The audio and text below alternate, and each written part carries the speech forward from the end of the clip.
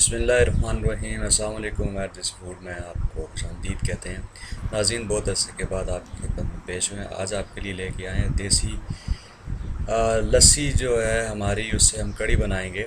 یہ ہمارے پاس کچھ اسکرین میں سامنے انگریڈینٹس نظر آ رہے ہیں جو کہ ہم اس کو ایک پتیلے میں ایڈ کریں گے۔ اپنے آئل میں پیاز ڈالیں گے، اس میں اس کو کریں گے، براؤن کریں گے۔ پیسٹ ڈالیں گے اس میں لہسن کا، کٹے ہوئے ٹماٹر ہے ہمارے پاس، وہ ڈالیں گے۔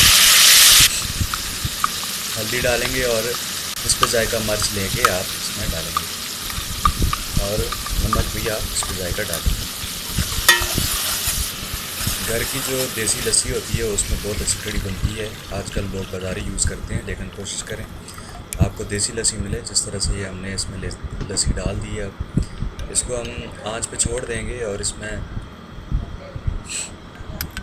تھوڑا سا ہم نے بیسن کا جو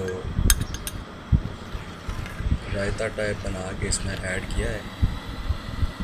اس کے بعد ناظرین کچھ اور انگریڈینٹس ہیں جو ہم اپنے پکوڑوں میں ڈالیں گے، جس طرح سے پیاز ہے کٹا ہوا چھوٹا چھوٹا، اس کے بعد ایک آلو لے لیں آپ، اور سبز مرچ ہے، دڑا مرچ ہے، دھنیا ہے، نمک ہے۔ ہم بیسن سے اس کے پکوڑے بنائیں گے جو کہ ہم اپنی کڑی میں ایڈ کریں گے اس کو۔ اس میں آپ اس پہ ذائقہ لے سکتے ہیں، جتنے مرضی آپ ڈالنا چاہیں پکوڑے، 10 دانے، 12 دانے، 15 دانے، اس حساب سے آپ اپنا پیسٹ تیار کریں اتنی مقدار کا، اور بیسن بنا کے اپنے پکوڑے تیار کریں۔ یہ دیکھ رہے ہیں آپ، یہ پکوڑے بن رہے ہیں۔ اتنی دیر میں ہم نے کڑی میں سبز مرچ ڈال دی ہے تاکہ اس کا تھوڑا سا اثر اور ذائقہ چلا جائے۔ زیرہ کو ہم نے تھوڑا سا جو ہے وہ بھون کے آئل میں کڑی میں ڈال دیا۔ 1 چمچ لیا ہے زیرہ، کھانے کا چمچ۔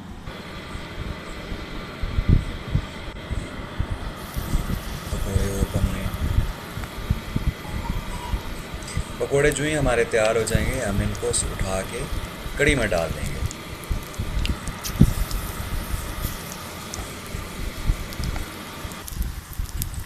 پکوڑے بالکل ریڈ ہو گیا ہمارے۔